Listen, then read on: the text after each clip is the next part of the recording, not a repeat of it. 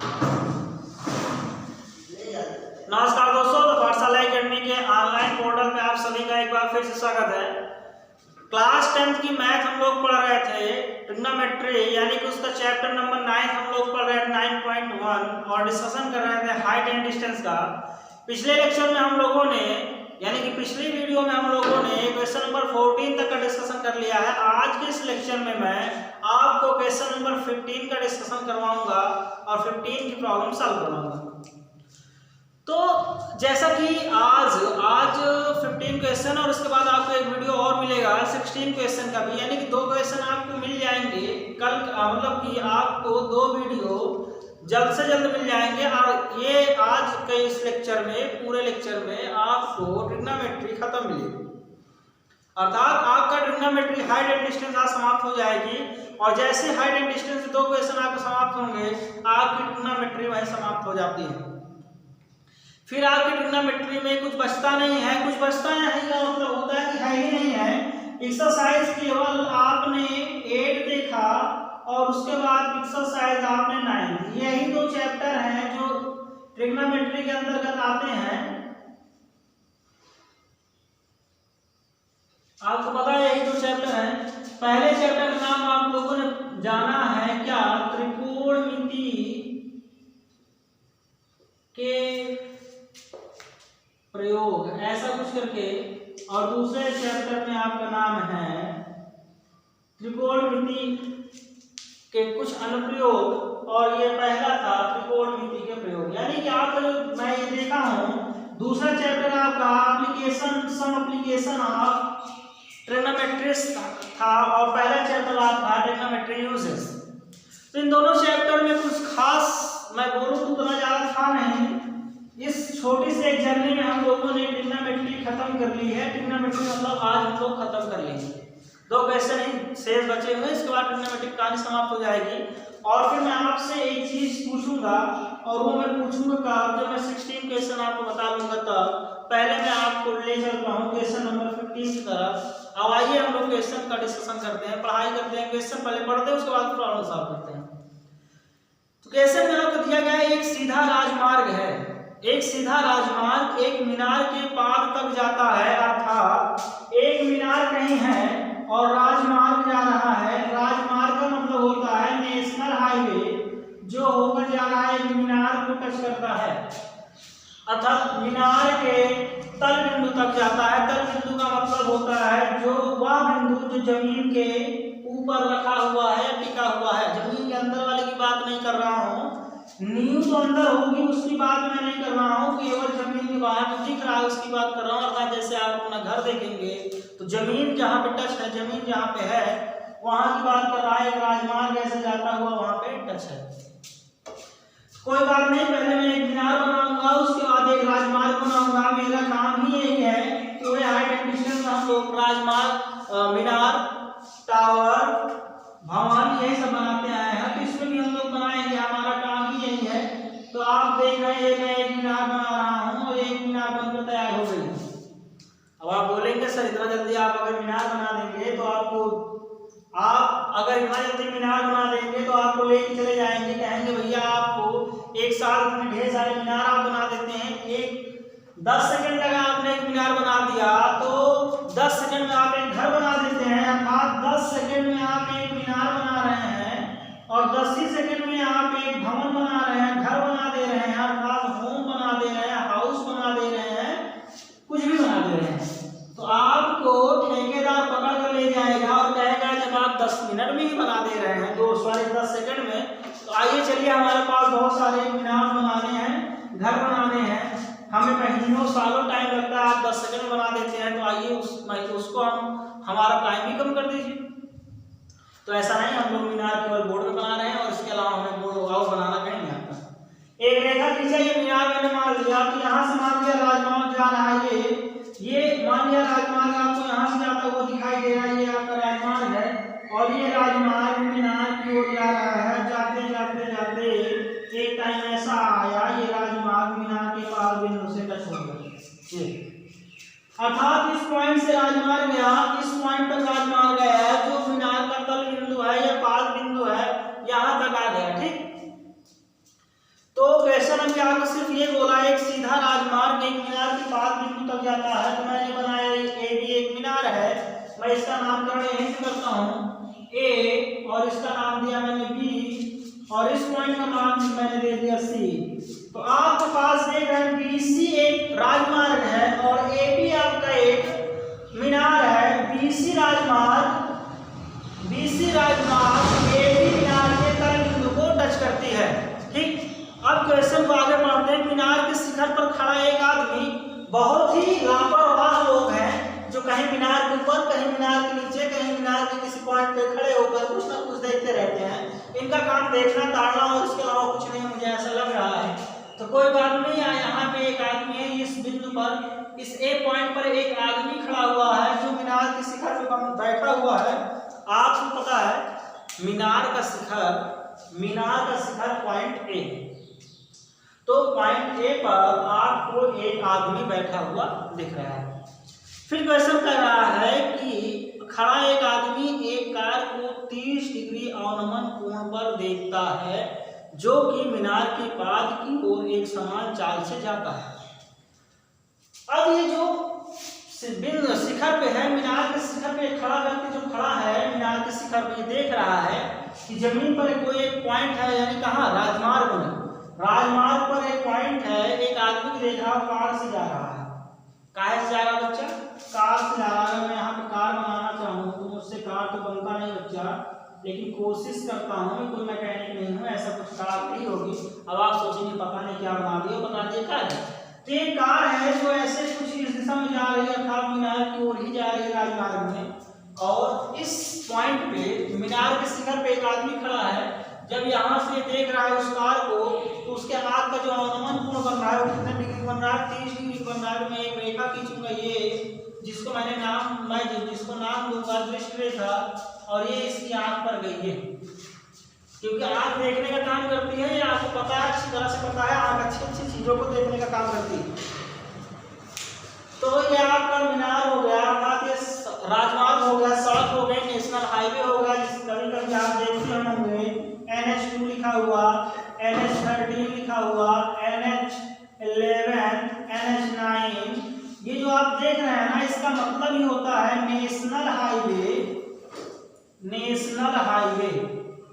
इसका मतलब हिंदी में होता है राजमार्ग, राष्ट्रीय राजमार्ग, है ना, राष्ट्रीय राजमार्ग होता है।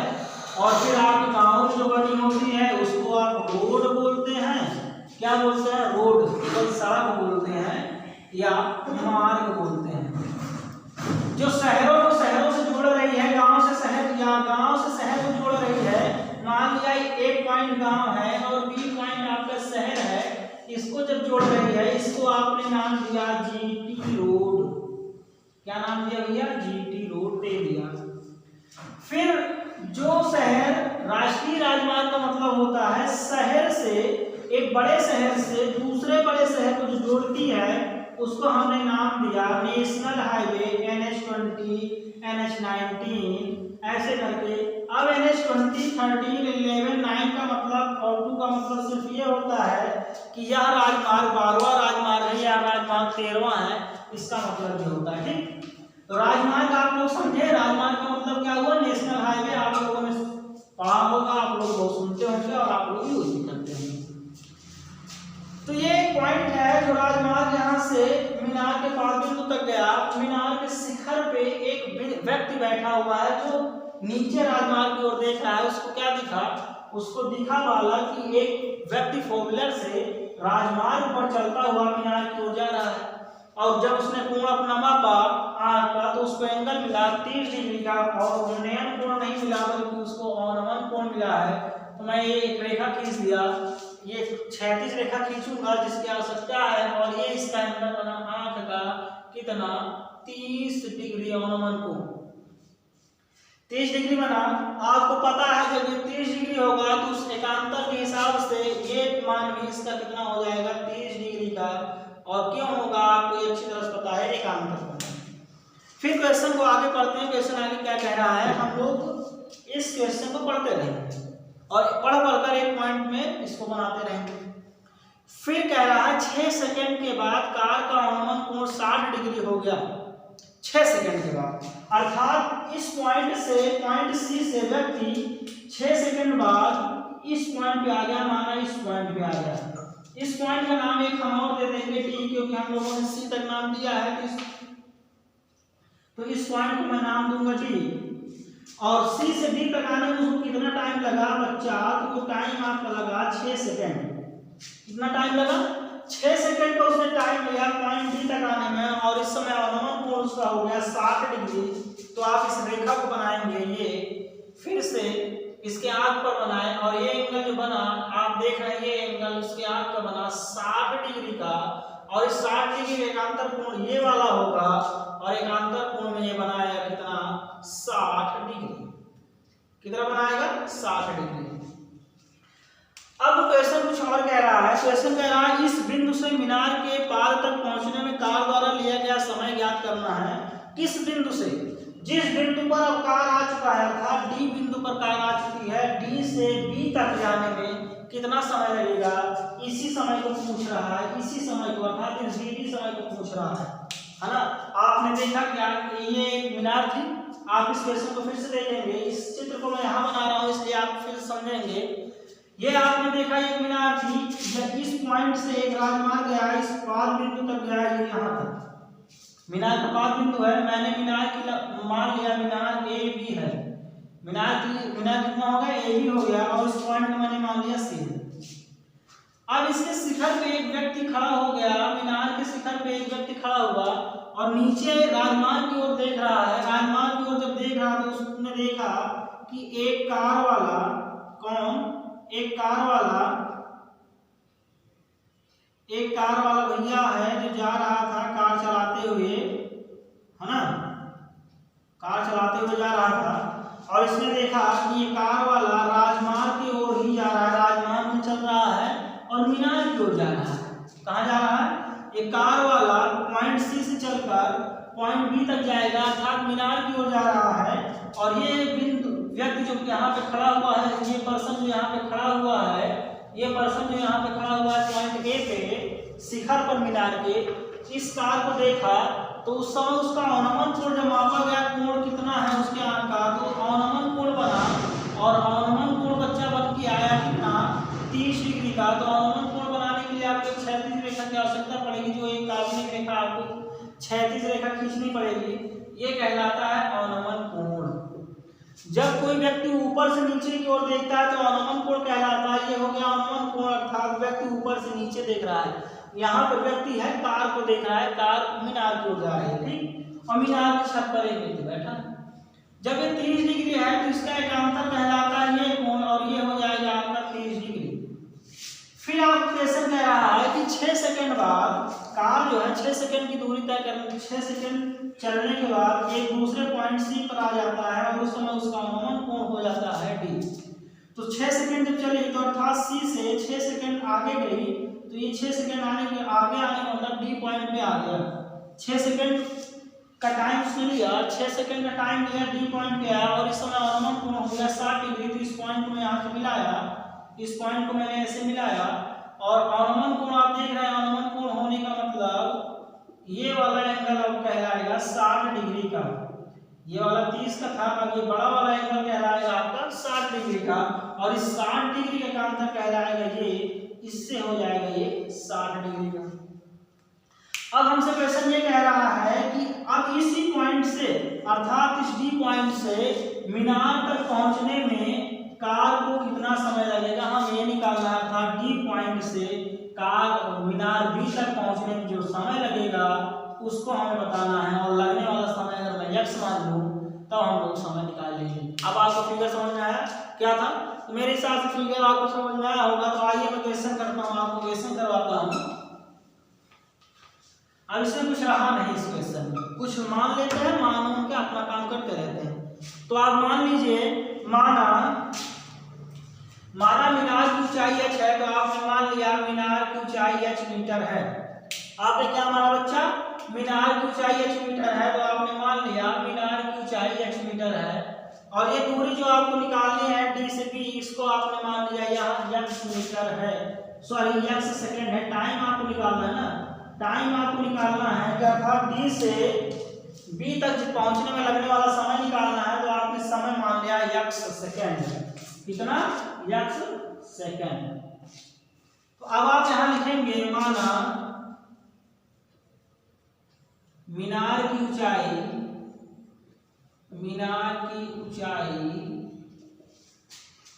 h मीटर है। कितना है? h मीटर आपकी मीनार की ऊंचाई हो गई। अब आप एक चीज और लिखेंगे उस x के बारे में। क्या लिखेंगे? माना बिंदु D से, बिंदु कहां से? बिंदु D से, माना बिंदु D से कार को बिंदु B तक जाने में लगा समय x सेकेंड है। हमने माना ही है कि D से B तक पहुंचने में कितना समय लग रहा है? x सेकेंड लग रहा है। तो हमने आप लिख भी लिया। पहला हमने माना कि माना मीनार की ऊंचाई h मीटर है। दूसरा हमने माना बिंदु D से कार को बिंदु B तक, है ना, आप यहाँ लिखेंगे बिंदु B तक जाने में लगा समय 1 सेकंड है। तो कोई बात नहीं, अब हम लोग क्वेश्चन अपना सॉल्व करते हैं। क्वेश्चन हमारे पास है, अब हमारे पास सारी सिचुएशन बन गई है, फिगर बनकर तैयार हुआ, हम लोगों ने मान लिया। हम लोग क्वेश्चन सॉल्व करेंगे। समकोण त्रिभुज ए, अब आपके पास दो त्रिभुज दिख रहे होंगे। एक त्रिभुज आप इधर देखें, एक त्रिभुज आपका ABD है, दूसरा त्रिभुज आपका ABC है। तो पहले मैं आपका छोटा वाला त्रिभुज लूंगा ABD। तो आप लिखेंगे त्रिभुज ABD में, आप लिखेंगे त्रिभुज ABD में, आपने त्रिभुज ABD में लिया, tan थीटा का आप रेशियो लगाएंगे। tan थीटा बराबर आपने पढ़ा है लंब बटे आधार होता है। लंब आपकी बात करूं तो AB हो जाएगा आपका लंब और आधार आपका हो जाएगा BD। tan थीटा के साथ भी इस एंगल को प्रयोग करेंगे 60 डिग्री का। तो आप लिखेंगे tan 60 डिग्री बराबर AB की वैल्यू आपने माना है h, तो आप लिखेंगे h बटे, और BD को आपने मान लिया कितना? x second. हो गया x।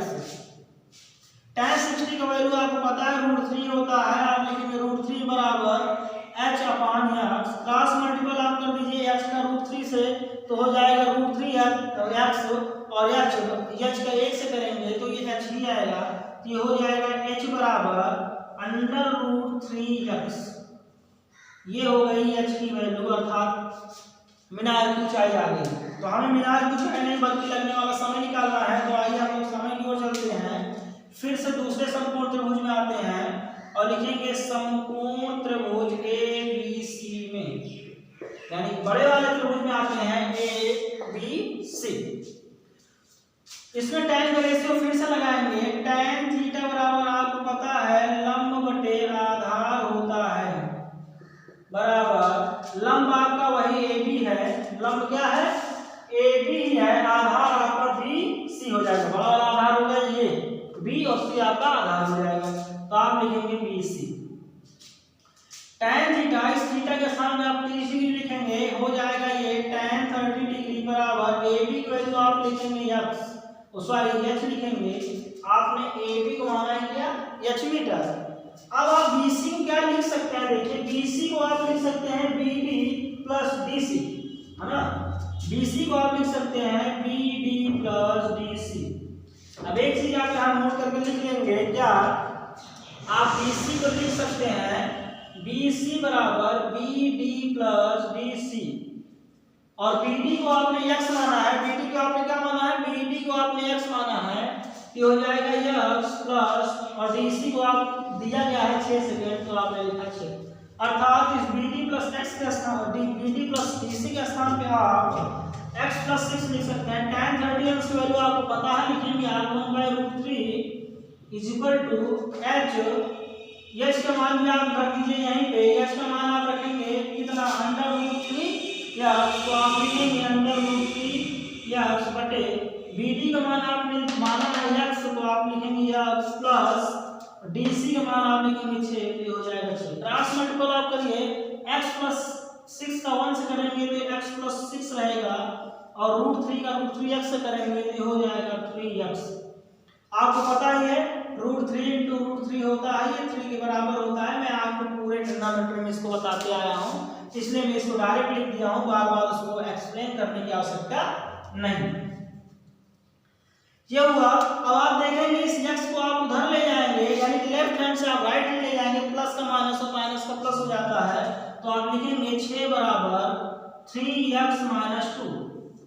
अब आप इसको ये भी लिख सकते हैं, सॉरी माइनस x, यहाँ पे आप माइनस x लिखिए, ये वाला x यहाँ है ना, तो x लिखेंगे और 3x से 1x चला गया, बचेगा 2x, तो आप लिख सकते हैं 2x बराबर 6, 2 से 6 कैंसिल हो गया 3 बार में, तो x बराबर आपका आ गया 3 सेकेंड। यही वैल्यू हमें निकालनी थी, अर्थात कार को D बिंदु से B तक जाने में 3 सेकेंड लगेंगे। यही आपका आंसर है। कितने सेकंड लगेंगे बच्चा? कार को बिंदु D से बिंदु B तक जाने में लगेंगे 3 सेकेंड। ठीक, तो क्वेश्चन, सारा क्वेश्चन फिगर कमाल है और कुछ नहीं, फिगर आपने बना लिया सही तो आप क्वेश्चन हल है, सॉल्व है एकदम परफेक्ट, कोई तरीका, कोई टेंशन लेने की बात नहीं। बस यहीं तक दोस्तों, मिलते हैं नेक्स्ट वीडियो में क्वेश्चन नंबर 16 के साथ। बस आज यहीं तक, धन्यवाद क्लास।